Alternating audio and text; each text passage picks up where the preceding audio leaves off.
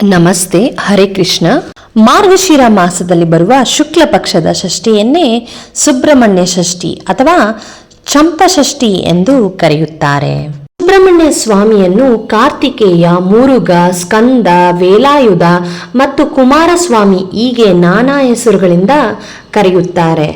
ಶಿವನ ಪತ್ನಿ ಸತೀದೇವಿಯು ತನ್ನ ತಂದೆ ದಕ್ಷ ಮಹಾರಾಜನು ಮಾಡುತ್ತಿದ್ದಂಥ ಯಾಗದ ಕುಂಡಕ್ಕೆ ಹಾರಿ ಪ್ರಾಣವನ್ನು ತ್ಯಜಿಸುತ್ತಾಳೆ. ಇದರಿಂದ ಶಿವನು ತೀವ್ರ ದುಃಖದಿಂದ ತಪಸ್ಸಿನಲ್ಲಿ ತನ್ನನ್ನು ತೊಡಗಿಸಿಕೊಳ್ಳುತ್ತಾನೆ. ಇದರಿಂದ ಸಂಪೂರ್ಣವಾಗಿ ಜಗತ್ತೇ ಶಕ್ತಿಹೀನವಾಗುತ್ತದೆ. ಇನ್ನು ರಾಕ್ಷಸರು ಈ ಒಂದು ಅವಕಾಶವನ್ನು ಬಳಸಿಕೊಂಡು ತಾರಕಾಸುರ ಎಂಬ ಹೆಸರಿನ ರಾಕ್ಷಸನು ಭೂಮಂಡಲದಲ್ಲಿ ಭಯದ ಬೀಜವನ್ನು ಬಿತ್ತುತ್ತಾನೆ. ದೇವತೆಗಳು ಸೋಲನ್ನು ನೋಡೋಕೆ ಪ್ರಾರಂಭಿಸ್ತಾರೆ. ನಂತರ ಎಲ್ಲಾ ದೇವತೆಗಳು ಬ್ರಹ್ಮನಲ್ಲಿ ಮೊರೆ ಇಡ್ತಾರೆ. ಆಗ ಬ್ರಹ್ಮನು ಪರಶಿವನು ಪಾರ್ವತಿಯನ್ನು ವಿವಾಹವಾಗಿ ಅವರಿಗೆ ಜನಿಸುವ ಕುಮಾರನು ತಾರಕಾಸುರನನ್ನು ಸಂಹಾರ ಮಾಡುವನು ಎಂದನು. ಇಂದ್ರ ಮತ್ತು ಇತರ ದೇವತೆಗಳು ಪರಶಿವನ ಬಳಿ ಹೋಗ್ತಾರೆ. ನಂತರ ಪರಮೇಶ್ವರನು ಪಾರ್ವತಿಯ ಮೇಲಿನ ತನ್ನ ಪ್ರೀತಿಯನ್ನು ಪರೀಕ್ಷಿಸುತ್ತಾನೆ ಮತ್ತು ಪಾರ್ವತಿಯ ತಪಸ್ಸಿನಿಂದ ಸಂತುಷ್ಟನಾಗ್ತಾನೆ. ಹಾಗೆ ಶಿವ ಪಾರ್ವತಿಯನ್ನು ಮಂಗಳಕರ ಮುಹೂರ್ತದಲ್ಲಿ ವಿವಾಹವಾಗುತ್ತಾರೆ. ನಂತರ ಶಿವ ಮತ್ತು ಶಕ್ತಿಯಿಂದ ದೈವಿಕಾಂಶವು ಸೃಷ್ಟಿಯಾಗುತ್ತದೆ. ಅದನ್ನು ಅಗ್ನಿದೇವನು ತೆಗೆದುಕೊಂಡು ಹೋಗ್ತಾರೆ. ಆದರೆ ಆ ಒಂದು ದೈವಿಕ ಅಂಶದ ಶಾಖವನ್ನು ಅಗ್ನಿಗೂ ಕೂಡ ತಾಳಲಾರದೆ ಅವನು ಅದನ್ನು ಗಂಗೆಯಲ್ಲಿ ಬಿಡುತ್ತಾರೆ. ಗಂಗೆಯು ಆ ಒಂದು ಮಗುವನ್ನು ದೈವಿಕ ಶಕ್ತಿಗಳೊಂದಿಗೆ ರಕ್ಷಿಸುತ್ತಾಳೆ. ನಂತರ ಮಗುವಿನ ಲಾಲನೆ, ಪಾಲನೆ, ಪೋಷಣೆಯನ್ನು ಕೃತಿಕೆಯರು ನೋಡ್ಕೊಳ್ತಾ ಇರ್ತಾರೆ. ಹಾಗಾಗಿ ಸ್ಕಂದನಿಗೆ ಕಾರ್ತಿಕೇಯ ಅಂತ ಹೆಸರು ಕೂಡ ಬಂತು. ಶಿವನು ಮಗನಿಗೆ ಸೇನಾ ನಾಯಕನಾಗುವಂತ ಎಲ್ಲಾ ವಿದ್ಯೆಗಳನ್ನು ಹೇಳಿಕೊಡುತ್ತಾರೆ.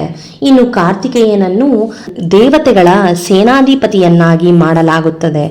ನಂತರ ಕಾರ್ತಿಕೇಯನು ತಾರಕಾಸುರನನ್ನು ಆಕ್ರಮಣವನ್ನು ಮಾಡಿ ಅವನನ್ನು ವಧೆ ಮಾಡುತ್ತಾರೆ.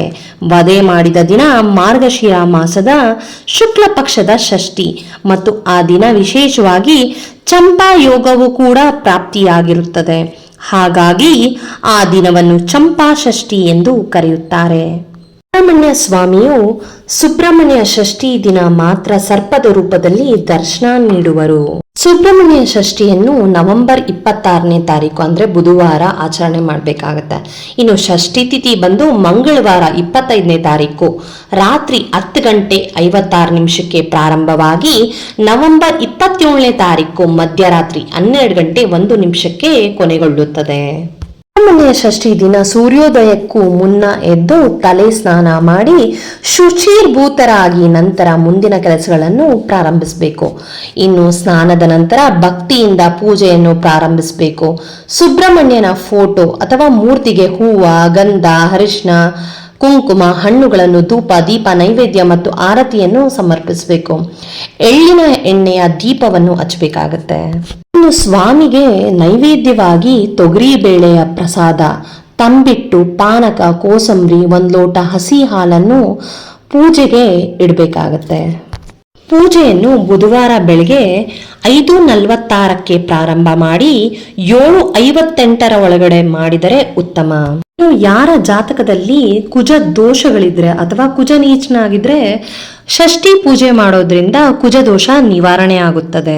ಭಕ್ತರು ಸುಬ್ರಹ್ಮಣ್ಯ ಸ್ವಾಮಿಯ ಸ್ತೋತ್ರವನ್ನು ಅಥವಾ ಸುಬ್ರಹ್ಮಣ್ಯನ ಅಷ್ಟೋತ್ರವನ್ನು ಅಥವಾ ಕಥೆಗಳನ್ನು ಓದಬೇಕಾಗತ್ತೆ. ಇವುಗಳನ್ನು ಓದಲು ಸಾಧ್ಯವಾಗದವರು ಈ ಮಂತ್ರಗಳನ್ನು ಹೇಳ್ಕೊಳ್ಬೇಕು. ಮಂತ್ರ ಬಂದು ಹೀಗಿದೆ: ಓಂ ಶರವಣ ಭವಾಯ ನಮಃ ಅಥವಾ ಓಂ ತತ್ಪುರುಷಾಯ ವಿದ್ಮಹೇ ಮಹಾಸೇನಾಯ ಧೀಮಹಿ ತನ್ನೋ ಸ್ಕಂದ ಪ್ರಚೋದಯಾತ್. ಈ ಮಂತ್ರಗಳನ್ನು 108 ಬಾರಿ ಅಥವಾ 54 ಬಾರಿ ಅಥವಾ 21 ಬಾರಿ ಅಥವಾ 7 ಬಾರಿ ಪಠಿಸಿದರೆ ಸ್ವಾಮಿಯ ಕೃಪೆಗೆ ಪಾತ್ರರಾಗಬಹುದು. ಷಷ್ಠಿ ಆಚರಣೆ ಮಾಡಿ ಸುಬ್ರಹ್ಮಣ್ಯ ಸ್ವಾಮಿಯನ್ನು ಬೇಡಿಕೊಂಡವರಿಗೆ ಸಂತಾನ ಪ್ರಾಪ್ತಿ, ಸಂಪತ್ತು, ಆರೋಗ್ಯ ಭಾಗ್ಯ, ಚರ್ಮ ವ್ಯಾಧಿ ನಿವಾರಣೆ ಆಗುತ್ತದೆ. ಇನ್ನು ಮನೆಯಲ್ಲಿ ಬರುವ ತೊಂದರೆ ತೊಡಕುಗಳು, ಗೃಹ ದೋಷ, ಗ್ರಹಗತಿಗಳ ದೋಷಗಳು ನಿವಾರಣೆ ಆಗುತ್ತದೆ. ಸುಬ್ರಹ್ಮಣ್ಯ ಸ್ವಾಮಿಯನ್ನು ಭಕ್ತಿಯಿಂದ ಬೇಡಿಕೊಂಡರೆ ಎಲ್ಲಾ ರೀತಿಯ ಕಷ್ಟ ಕಾರ್ಪಣ್ಯಗಳು ಪರಿಹಾರವಾಗಿ ಸಿರಿ ಸಂಪತ್ತು ಮತ್ತು ಸಂತಾನ ಪ್ರಾಪ್ತಿಯಾಗುತ್ತದೆ. ಮತ್ತೆ ಒಂದು ಇಂಟ್ರೆಸ್ಟಿಂಗ್ ವಿಡಿಯೋ ಒಂದಿಗೆ ಭೇಟಿಯಾಗೋಣ.